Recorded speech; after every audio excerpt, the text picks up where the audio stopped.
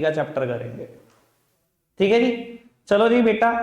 बाबू कुछ क्वेश्चन बहुत आसान निकले, कुछ क्वेश्चन थोड़े थोड़े घुमाए हुए हैं, पर फिर भी मेरे को लगा कि मेजर पोर्शन हम कर चुके थे, इक्का दुक्का ही बात अलग है। ठीक है जी, लो बेटा पढ़ते हैं फटाफट से। Identify the correct combination of the goals of Indian 5 year plan. और बेटा आपको कहीं ना कहीं नजर आएंगे लॉन्ग टर्म ऑब्जेक्टिव। ठीक है जी, मैंने पहले ही लिख दिया था, सिंपल है, तो 1 मिनट भी लगाएंगे इसके ऊपर। तो बाबू ये भी हद से ज्यादा सिंपल क्वेश्चन था, पढ़ना फटाफट से।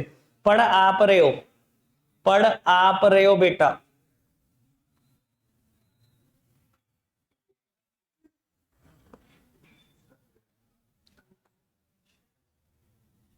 आंसर आपने देना भैया, ढंग से पढ़ना बाबू। ऑर्गेनिक फर्टिलाइजर और पेस्टिसाइड्स, इसकी वजह से कोई ग्रीन रेवोल्यूशन नहीं आया था, ये केमिकल फर्टिलाइजर और पेस्टिसाइड की वजह से आया था। ऑर्गेनिक यूज करते रहते तो आज तक भी नहीं आता, सच बात है ये। ठीक है ना बेटा, कोई दिक्कत तो नहीं, सिंपल था इसलिए मैंने आंसर दिखाई दिया, मैंने कहा कुछ नहीं है इसमें। चलो जी बाबू, थर्ड क्वेश्चन का आंसर और फोर्थ क्वेश्चन का आंसर मेरे हिसाब से बुक में गलत है, पढ़ना जरा। गलत है ये आंसर, मैंने काट भी दिया और बी आंसर को टिक कर दिया। Which of the following was not the benefit of accruing from golden revolution. देखो सर, अगर आपको लगता है मैंने आज तक गोल्डन रेवोल्यूशन पढ़ा ही नहीं, तो सर छोड़ दो क्वेश्चन को, अभी रूरल डेवलपमेंट जब चैप्टर पढ़ेंगे तो आएगा। गोल्डन रेवोल्यूशन वैसे बता देता हूं, हॉर्टिकल्चर से रिलेट करता है बाबू। जब फ्रूट्स और वेजिटेबल का प्रोडक्शन बहुत बढ़ गया था ना, तब बेटा गोल्डन रेवोल्यूशन आया था। ठीक है जी, इतना तो समझ पा रहे हो, कुछ तो मेमोरी में भी होगा भैया। ठीक है ना, बस इतनी जरूरत है मुझे, अगर आप ये दिमाग में रख लो कि गोल्डन रेवोल्यूशन हॉर्टिकल्चर से रिलेटेड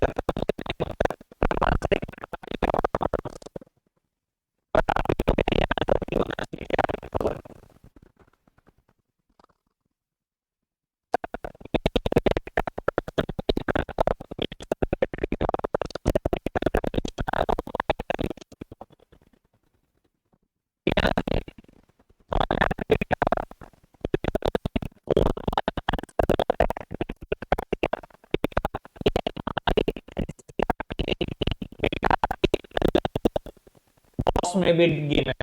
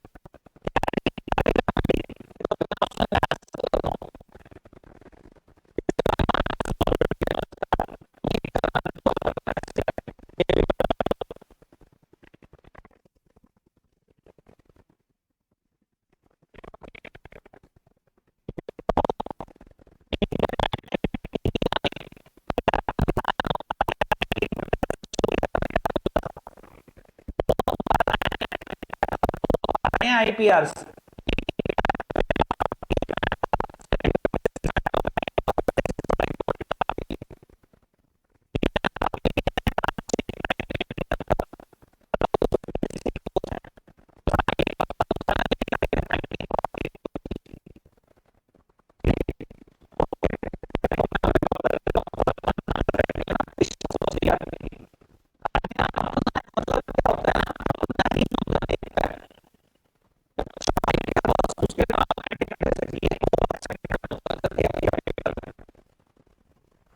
सच बात है, नजरिया कितना भी बड़ा तो दूसरा नजरिया देखना उसने वही है।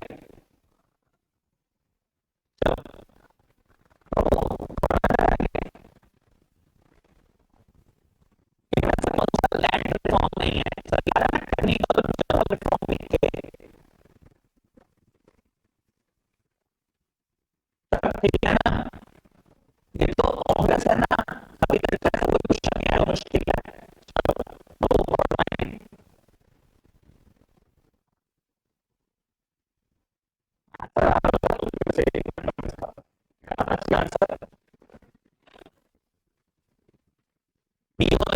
और क्या, दोनों दोनों चीजें करेक्ट है, तो रीजन लग रहा है आपको, ठीक है ना जी, कोई दिक्कत तो नहीं। तो आपको अगर बताया तो वैसे ये नई इंडस्ट्री की बात की गई है, समझ पा रहे हो, और ये एग्जिस्टिंग इंडस्ट्रीज की, नई इंडस्ट्री को तब तक लाइसेंस निकल जाता है जब तक बेटा वो टीचर अप्लाई नहीं करती थी, तो नई इंडस्ट्री तो बात लिखी गई है, और ये एग्जिस्टिंग की लिखी गई है, पढ़ लो। लाइसेंसिंग का तो ये था ना कि इंडस्ट्रियल प्रोडक्शन को प्रोडक्शन वाले तो तब तक अप्रूव नहीं कर रहे थे, एग्जिस्टिंग इंडस्ट्री लाइसेंस जब तक अप्रूव नहीं कर रहे थे, डिमांड आ गई, तब तक वो एक्सपेंशन को अप्रूव नहीं करते थे, तो दोनों स्टेटमेंट तो वही है, इंडस्ट्री के लिए इंडस्ट्री के लिए कोई भी किसी का। ओके है ना बेटा बात, बढ़ाऊं बात को आगे, चलो ये आईपीआर 1956 का ही मुद्दा है, वैसे मेरे को तो लग रहा है कि मैंने अच्छे से कराया था। ये क्वेश्चन बढ़िया क्वेश्चन, मेरे को आंसर बताओ एनसीईआरटी में, मैंने लिख भी दिया, एनसीईआरटी में आई थी लाइन, सेकंड, याद है ना, सेकंड था ना, आया भी था एनसीईआरटी में, और फिर भी बता देता हूं बेटा, फर्स्ट 5 ईयर प्लान के ईयर क्या था, 1951, 1 अप्रैल 1951, 31 मार्च 1956, सेकंड 5 ईयर प्लान 1 अप्रैल 1956 को स्टार्ट हो गया था अगले दिन, और 1956 में ही आईपीआर आए, आईपीआर की वजह से सेकंड 5 ईयर प्लान का ये बेस रखा। और आपको बता देता हूं सेकंड 5 ईयर प्लान का गोल क्या था, फर्स्ट 5 ईयर प्लान का गोल पता है, increase in agriculture production, second का क्या था, इंक्रीज इन इंडस्ट्रियल प्रोडक्शन, कि इंडस्ट्रियल प्रोडक्शन हमें बहुत बढ़ाना है, सेकंड 5 ईयर प्लान का एम भी था ये, और वो आईपीआर की वजह से ही था, ठीक है ना जी, तो आईपीआर ने बेस दिया था। चलो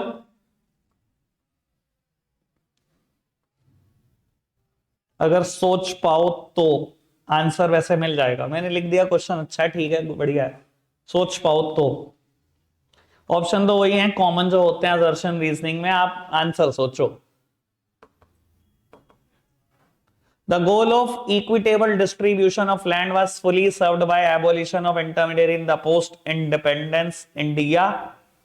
Or B part, being landlord challenged the land ceiling legislation, delaying the implementation, subsequently escaping from the legislation. Answer बताओ।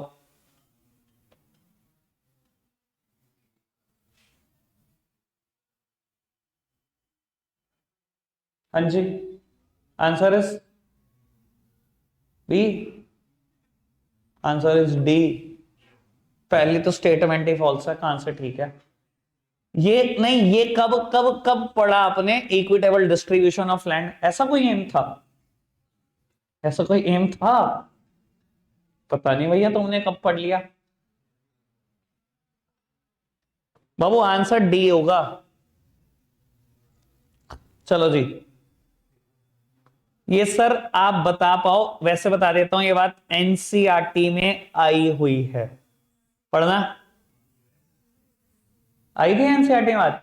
अब मैंने दो बातें एनसीईआरटी से कंफर्म करानी है, आर्किटेक्चर ऑफ इंडियन प्लानिंग, और ये दूसरी बात, बेटा इंडिया यूएसए के ऊपर बहुत हद तक डिपेंड था, और अगर आपको, चलो मैं कहता हूं नहीं आई एनसीईआरटी में बात, ये आपका ध्यान नहीं गया, मैंने सेल्फ रिलायंस के टाइम पर भी ये बात बोली थी, सेल्फ सफिशिएंसी या सेल्फ रिलायंस जब मैं पढ़ा रहा था, ठीक है ना, कि हमने पाकिस्तान आर्मी को लाहौर तक घसीट दिया था, पर यूएसए ने धमकी दे दी थी कि वापस चले जाओ वरना हम फूड ग्रेन्स रोक देंगे, ठीक है ना जी, ओके बेटा बात, चलो जी,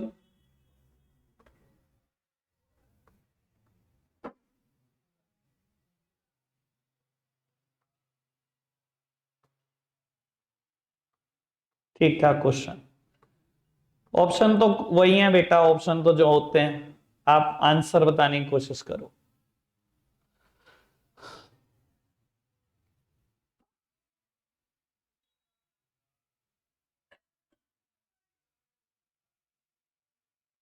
अच्छा ये बात ट्रू है कि नहीं है, बस ये बताओ, और ये बात ट्रू है कि नहीं है,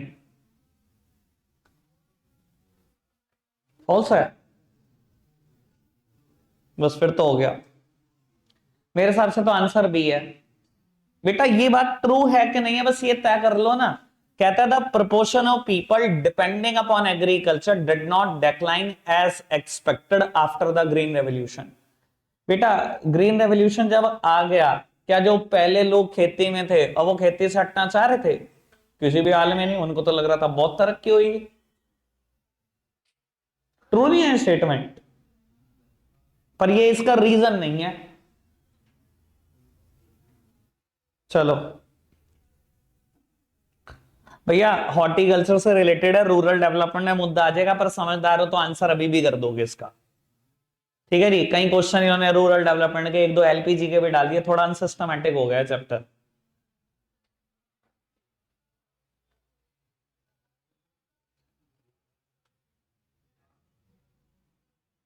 आंसर इज ए 100% केस में। ठीक है ना भाई, इंडिया का क्लाइमेट ऐसा है जो प्रमोट करता है फ्रूट और वेजिटेबल का प्रोडक्शन है, इंडिया का क्लाइमेट, सॉइल ऐसी है। ठीक है जी बाबू, अगर नहीं भी आ रहा कोई दिक्कत नहीं है, हॉर्टिकल्चर वाले क्वेश्चन को दिमाग में मत रखना और इससे भ्रम मत आने देना दिमाग में कि नहीं आ रहा मुझसे, कुछ नहीं ऐसा, वहां आएगा ये चैप्टर में। जब अब पढ़ा ही नहीं आपने तो क्या करूं? ये बताओ answer. Three fold classification of industry, पहली हेडिंग भी थी IPR 1956 की। अरे भैया क्या क्या क्वेश्चन दे रहे हो भैया। इक्विटी और डिस्पैरिटी, अब एक मिनट, अब जरा देखो भैया, सब्सिडी का मीनिंग आया financial assistance given by the government is subsidy, macro में भी पढ़ते हैं ये डेफिनेशन, छोड़ दो। ठीक है जी, ये पढ़ना एक बार, थोड़ा ठीक लगा मुझे इनका एक्सप्लेन करने का तरीका इस चीज को। मार्केटेड सरप्लस क्या होता है, ऐसे बता देता हूं, एनसीईआरटी में ना बोल्ड्स में है ये, मार्केटेड सरप्लस वर्ड बोल्ड में दिया हुआ है एक पैराग्राफ में, सारे वैसे ही है मार्केट सरप्लस बोल्ड में। पता नहीं आपका ध्यान जाता है कि नहीं, पढ़ना आ सकती हैं ऐसी चीजें।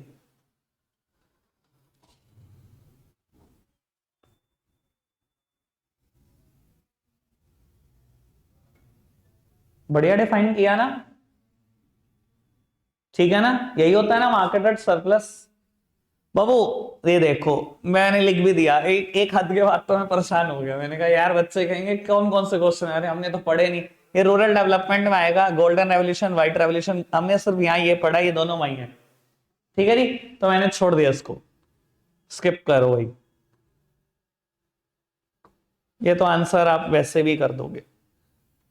चलो पढ़ो फटाफट से, मुझे बताओ ए को किसके साथ मैच करूं, 1 2 3 4, ए को किसके साथ मैच करूं? 3 के साथ, चलो कर दिया। बी को बताओ, बी को 4 के साथ मैच कर दिया, सी को, बस इसके बाद क्या बचा? 3 4 1 आ गया, अब तो क्या, अब तो इतना तो संभाली लोगे सर। ये क्वेश्चन रीड कर लेना, ये क्वेश्चन मैंने लिख दिया स्पेसिफिकली, रीड करके जाना है, पढ़ना एक बार क्या लिखा।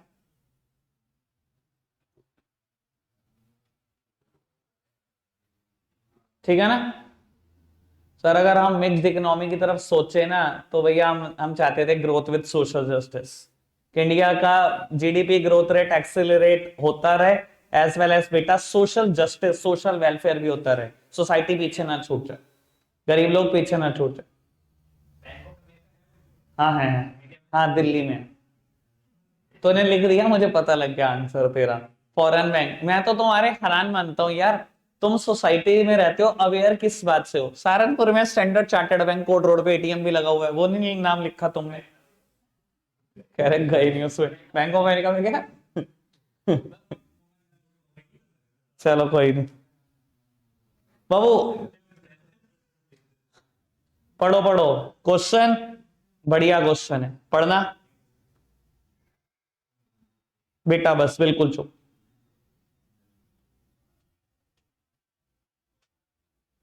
बेटा इंडिया को मॉडर्नाइजेशन की जरूरत थी क्या? नहीं थी सर, बहुत ज्यादा थी।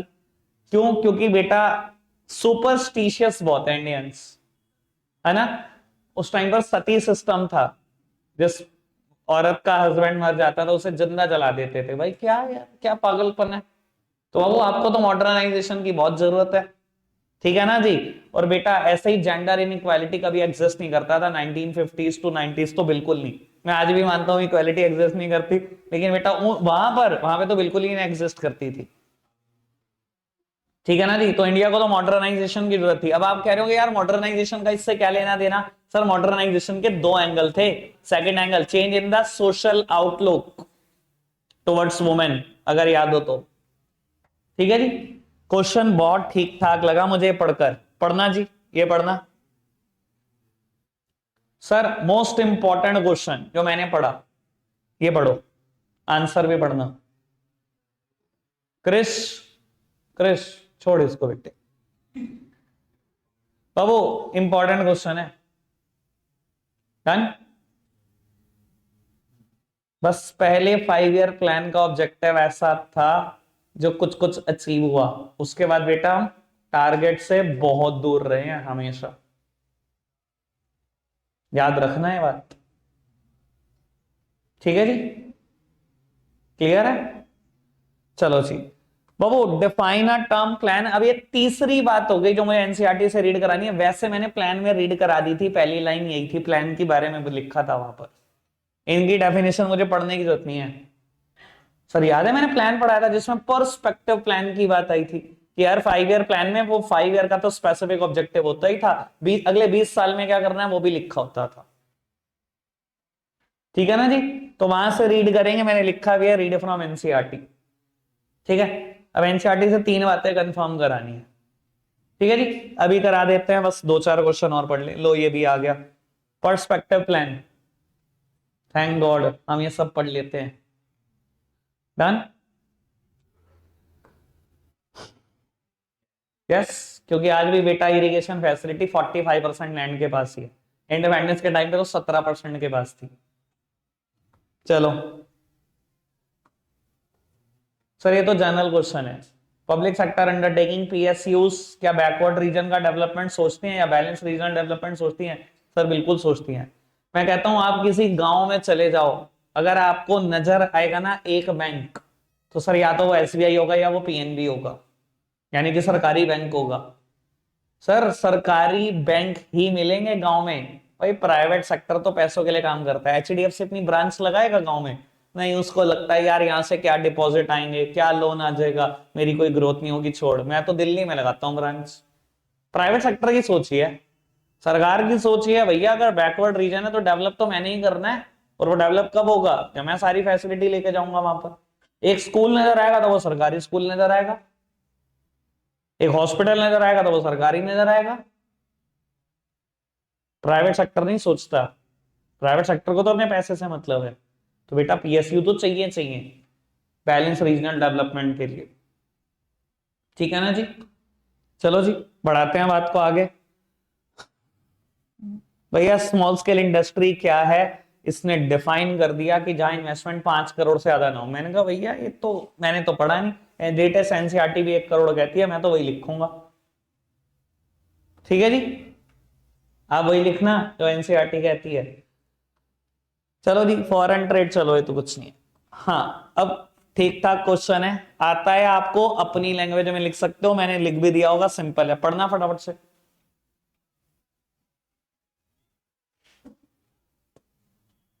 ठीक है बाबू, इसमें क्या लिखोगे। भैया पहले तो हमारे पास इतना ही क्रॉप होती थी ना कि घर पे खा लें, अपनी बेसिक नीड ही पूरी होती थी खाने की। अब बेटा ग्रीन रेवोल्यूशन के बाद इतनी क्रॉप होने लगी कि बेटा हमें कॉमर्शियल वेंचर दिखाई देने लगी फार्मिंग। मार्केटेड सरप्लस वाली बात लिखना इसमें बहुत बढ़िया से। ठीक है ना जी। और साथ ही साथ ऐड कर देना कि ग्रीन रेवोल्यूशन के टाइम पर इतनी क्रॉप होने लगी कि अपने खाने के बाद इतना बचने का बेच तो रही थे, इसके अलावा बफर भी मेंटेन कर रहे थे। मतलब हम सेल्फ सफिशिएंट हो गए थे फूड ग्रेन्स में। याद आ रहा है ना ग्रीन रेवोल्यूशन पूरा। चलो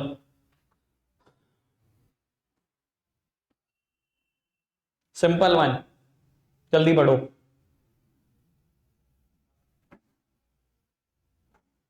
लिख देंगे लैंड रिफॉर्म एक।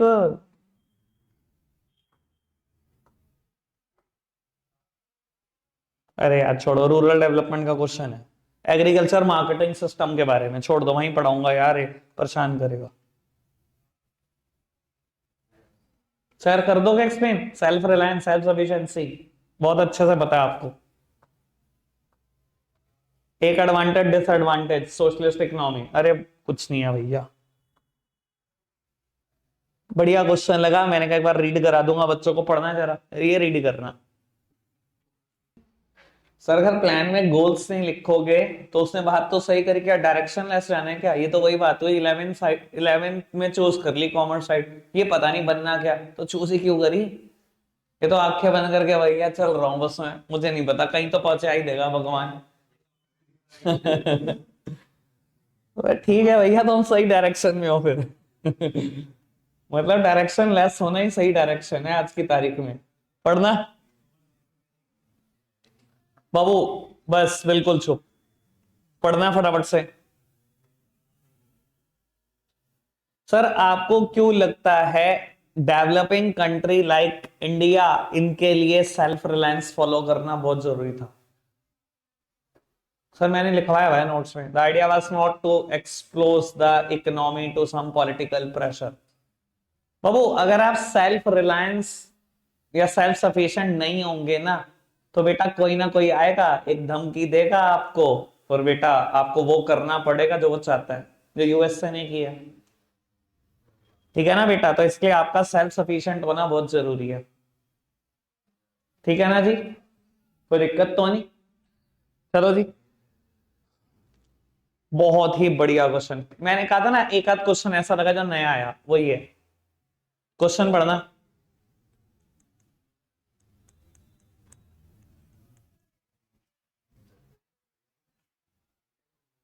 हाँ, एक ही नया क्वेश्चन लगा भैया, जो मैंने बिल्कुल नहीं पढ़ा था कहीं पर भी, वो ये था।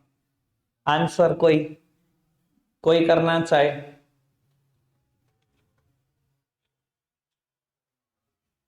नहीं, हाँ सर। बाबू क्योंकि इंडस्ट्रियल, मैं थोड़ा और इलेबोरेट कर देता हूं। बाबू अगर आप खुद सोचो, इन 40 सालों में हमारे इंडस्ट्रियल सेक्टर ने बहुत ग्रोथ की है ना। कल भी यही पढ़ रहे थे ना, इनवर्ड लुकिंग ट्रेड स्ट्रेटजी में भी हमने यही पढ़ा ना, एडवांटेज में सेकंड एडवांटेज याद करो कि हमारा एवरेज एनुअल इंडस्ट्रियल आउटपुट 6% से हर साल बढ़ रहा था, यही पढ़ रहे थे ना। सर आप ये मानते हो ना 40 सालों में इंडस्ट्री ने बहुत ग्रोथ की? सर इंडस्ट्री के लिए रॉ मटेरियल क्या होता है, जो एग्रीकल्चर सेक्टर के लिए फिनिश गुड्स होता है भैया। सेकेंडरी इंडस्ट्री का मतलब ही क्या हुआ? सेकेंडरी सेक्टर का इनपुट क्या होता है, जो प्राइमरी सेक्टर का फिनिश गुड्स होता है। पहली वजह तो ये है कि हमारा एक्सपोर्ट गिर गया था एग्रीकल्चरल प्रोडक्शन का, क्योंकि बेटा हम वो अपनी इंडस्ट्री में यूज करने लगे। दूसरा बेटा, इन 40 सालों में इंडिया की पॉपुलेशन बहुत बढ़ी है, और अगर पॉपुलेशन बढ़ी है तो भैया खाएंगे पिएंगे क्या? वही तो खाएंगे जो आपने प्रोड्यूस किया, तो एक्सपोर्ट करने के लिए बचेगा कहां? समझ आई बात? आंसर रीड करना इनका, दो ही पॉइंट है अच्छे।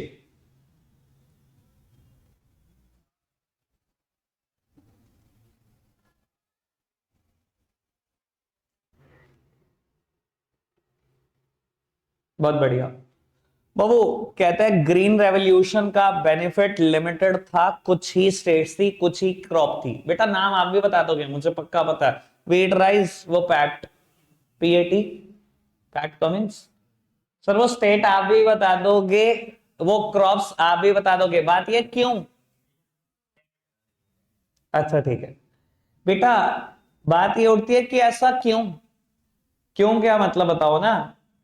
क्योंकि बेटा बड़ी सीधी सी बात है, हाई ईल्ड वैरायटी पूरी टेक्नोलॉजी खरीदना कॉस्टली था, और हो ऐसा ही था बेटा।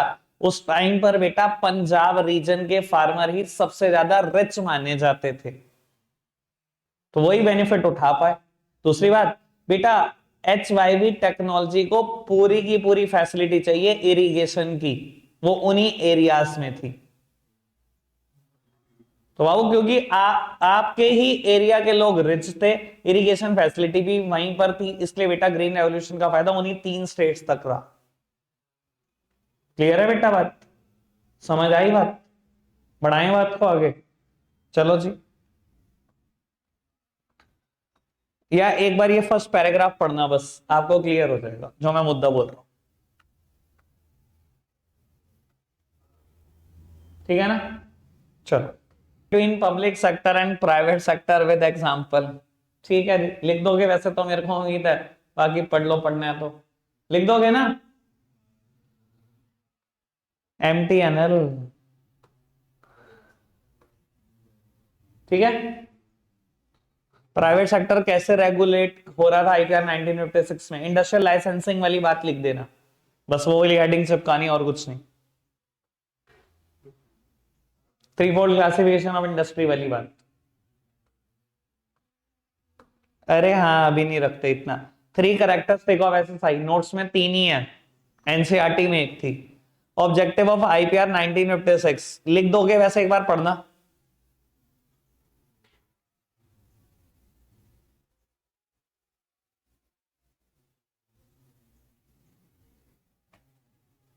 लिख दोगे, चलो। तो एक दूसरा क्वेश्चन जो मुझे लगा शायद आप खुद ना लिख पाते, why do countries take part in foreign trade, कोई बताएगा? Why do countries take part in foreign trade? बेटा कोई भी कंट्री सेल्फ सफिशिएंट नहीं है, जब आप सेल्फ सफिशिएंट नहीं हो तो दूसरी कंट्री की हेल्प लेनी पड़ेगी ना। एक बात बताओ, अगर इंडिया कहते मैं तो किसी की हेल्प नहीं लेता, सर क्रूड ऑयल ही कहां से आएगा? सारी की सारी इंडस्ट्रीज अगर आप देखो तो क्रूड ऑयल पे डिपेंड करती हैं अभी तक भी। समझ में आती है ना बेटा?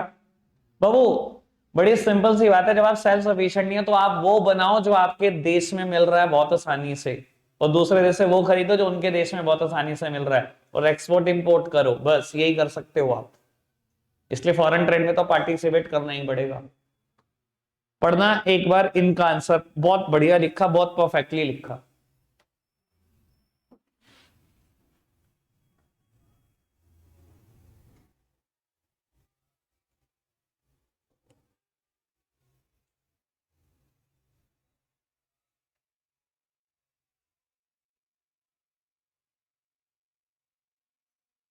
ठीक है, हाँ 20 हो गए, होने दो 20 को क्या।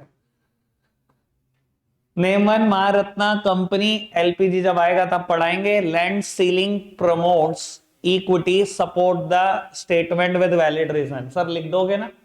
लैंड सीलिंग की वजह से क्या हो रहा था भैया, सरकार आपकी सरप्लस लैंड रिज्यूम कर रही थी। लैंड सीलिंग क्या था? Maximum amount of land that a farmer और हिज फैमिली कैन ओन। मान लो वो 100 किला ही जमीन थी, एक आदमी का 200 किला है, सरकार ने 100 किलो उससे छीनी और लैंडलेस लेबर फार्मर्स को दे दी। तो सर कहीं ना कहीं तो सरकार चाह रही थी ना कि सब बराबर आ जाए। लिख दोगे वो तो? बढ़िया क्वेश्चन। आत्मनिर्भर Bharat had been at the root of Indian planning process in the form of self-reliance as an objective of planning process. Do you agree with the given statement? Justify the rationale of the given statement. So statement तो बिल्कुल true है। आत्मनिर्भर भारत आज की तारीख में आप self reliance की बात कर रहे हो, ये तो बात हमने 1950 में शुरू कर दी थी, वही तो बात है ये, बस वही एक्सप्लेन किया भाई इन्होंने, पढ़ना फटाफट से।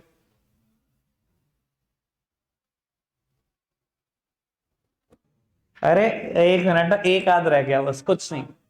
हाँ लास्ट है, बस लास्ट पढ़ो। Explain growth with equity, GDP growth और इक्विटी एक्सप्लेन कर दोगे?